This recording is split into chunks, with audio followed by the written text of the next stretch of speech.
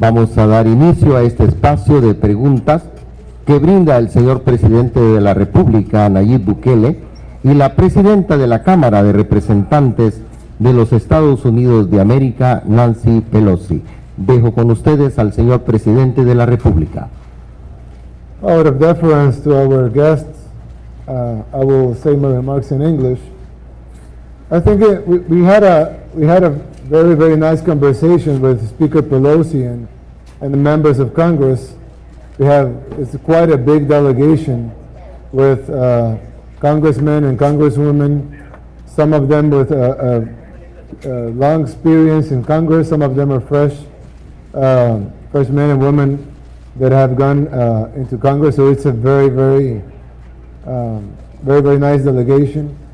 And we spoke a lot of sort of issues. We spoke about immigration, economic growth, insecurity. We spoke about CICIAS, actually, about the International Commission to Combat Impunity in El Salvador and their support for that. We spoke about El Mozote case. We spoke about justice for crimes committed here. We spoke about fighting corruption and how to better the conditions here so people know how to flee their homes and go to the United States. We spoke about TPS. We spoke about the conditions of Salvadorans living in the United States, about the border. And we still have another meeting with their full team and some of our ministers that we want to see things that we can work together. Like Speaker Pelosi said to us in the meeting, we're not looking for assistance, but for cooperation. And we spoke about that, and we're very happy about the result of the meeting, and just the fact that this huge delegation of congressmen and congresswomen that had come here to El Salvador, that says a lot of their interest in helping us make a better country and make a better region for our people. And I think that just explains tons of the friendship that we have always had with the United States. The United States is our biggest ally. We want to be their partner, their friends, and we want to strengthen that. And I think this mission led by Speaker Pelosi explains all that. They would not have this huge mission coming here if they would not be interested in El Salvador. And also, there have been other people that we have, Congress people that we have met before. Representative Engel, for example, we spoke last time about projects in El Salvador. He came with a delegation last time to see the projects that they are helping us here in El Salvador. Jim McGovern, he knows El Salvador like forever, since the 80s. He looks very young, but I don't know. He may have started to come 5 years since he was 5 years old or something, because he knows very well El Salvador from the 80s, of the Civil War, and he wants to help us seal those wounds the right way and finding justice for all of the cases of the Civil War that are not closed yet. They also spoke about the amnesty law that is trying to be passed, and as I've said in other moments, I will veto any law that is not approved by the victims. If we want to seal our wounds of the past, we have to do it with justice. So we will veto any law that is not approved by the victims, and that's a commitment. That's a commitment we can have with it. Escuchemos a continuación las palabras de la presidenta de la Cámara de Representantes de los Estados Unidos de América, Nancy Pelosi. Thank you very much. Thank you, Mr. President, for the warm welcome that you extended to our delegation, for your leadership. I know I speak for all of them when I extend congratulations to you on your new administration and a new baby to come momentarily, perhaps. You're all about the future, and that's what our purpose is. We're here as a delegation to, of course, take pride in the history that each of us has in El Salvador, but also look to the future. With your permission, Mr. President, I would like to introduce our delegation.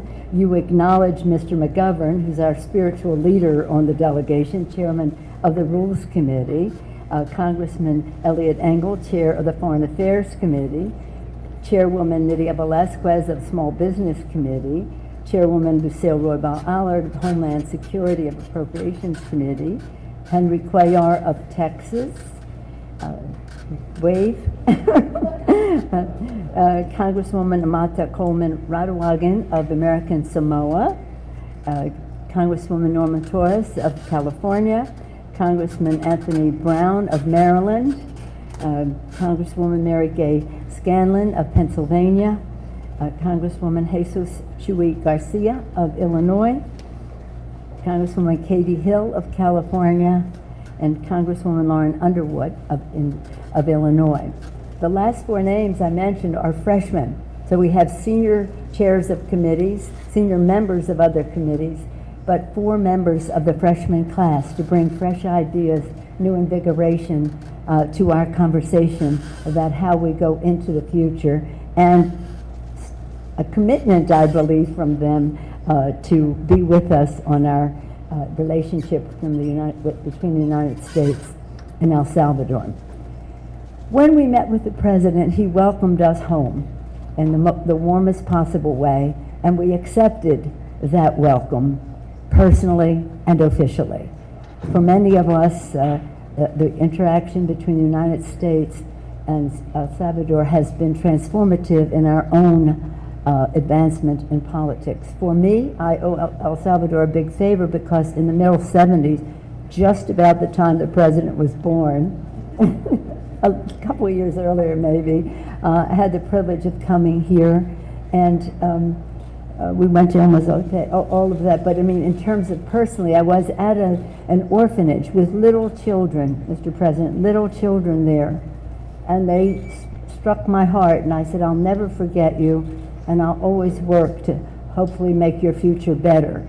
Those children are your age now, all these years later, some of them maybe a little bit older, and I wonder what their future turned into. Rather than wonder, we want to make sure we can ensure a future for the children of El Salvador that is very positive. And that experience for me deepened my commitment to human rights, not only for those children and for El Salvador, but universally.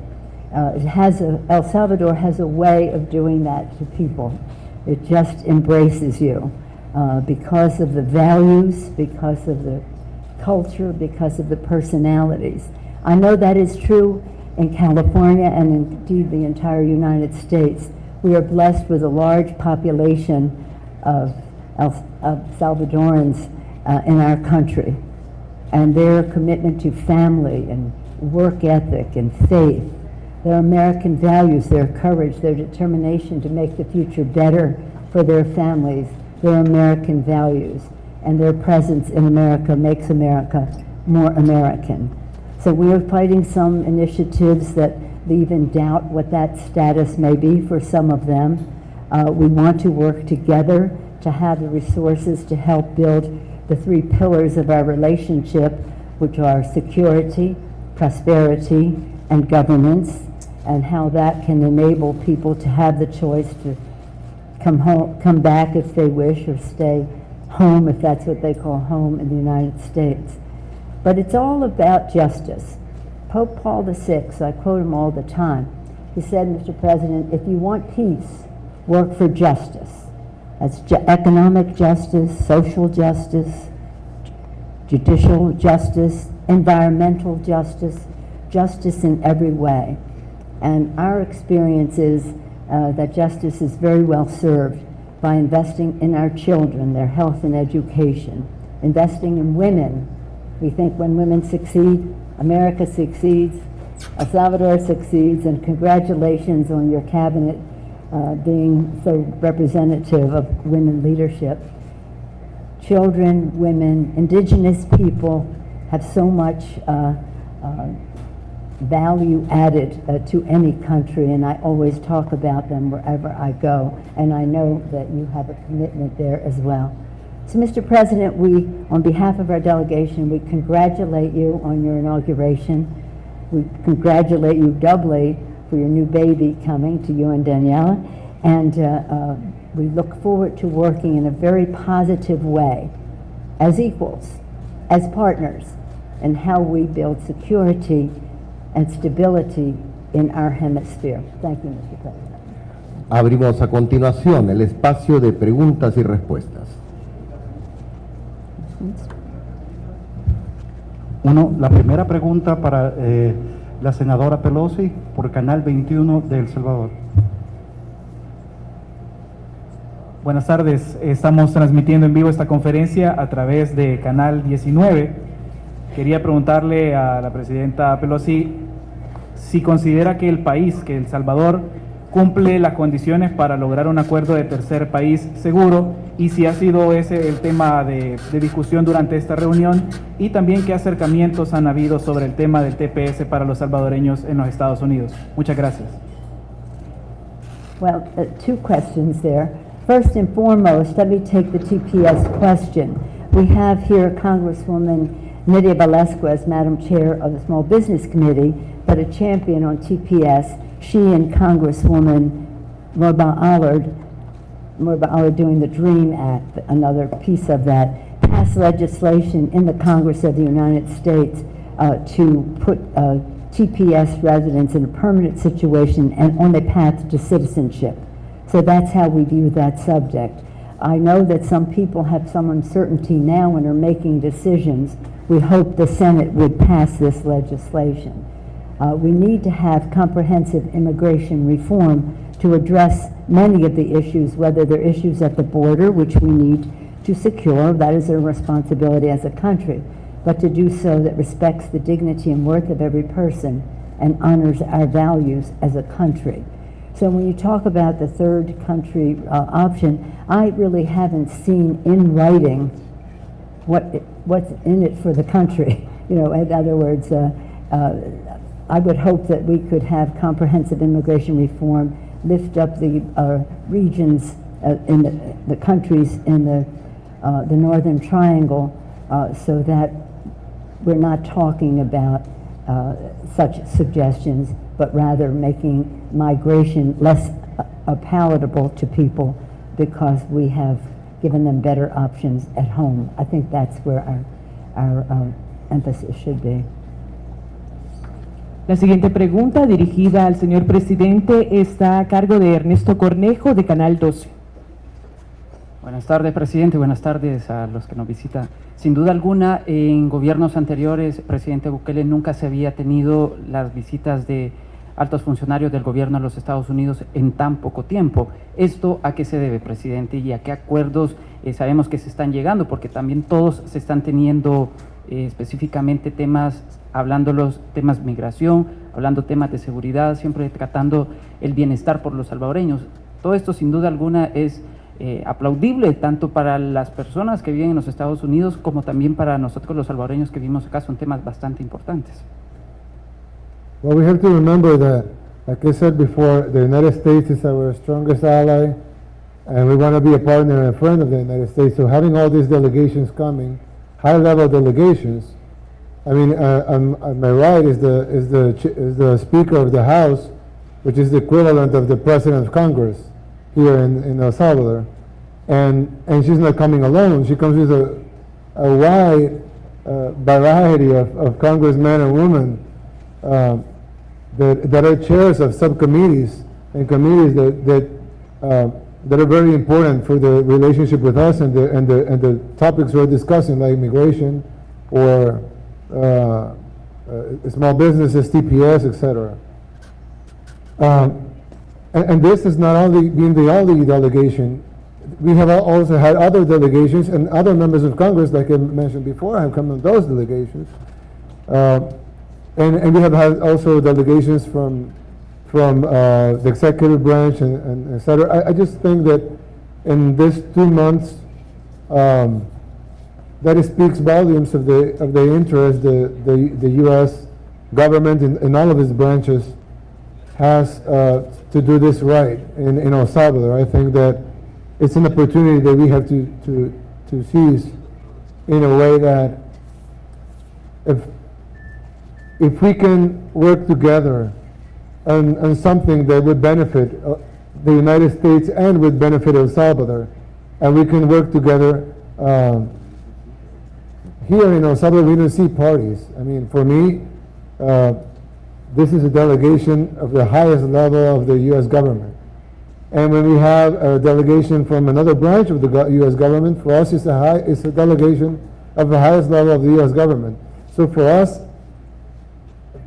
it's of the utmost importance to work with them. And if we can somewhat achieve something good and something that would benefit both of our countries, that could even be an example of how things can be done better if we work together. And this men and women here have come from the United States to see in what way they can help. And that's an honor for us. And I'm sure that we will find things that we can work together, and the achievements that we might have will also serve as an example that we can achieve more if we work as one. Finalizamos así este evento. Presenciaremos el retiro del señor presidente de la República, Nayib Bukele, y de la presidenta de la Cámara de Representantes de los Estados Unidos, Nancy Pelosi, agradeciendo de antemano su presencia en este evento.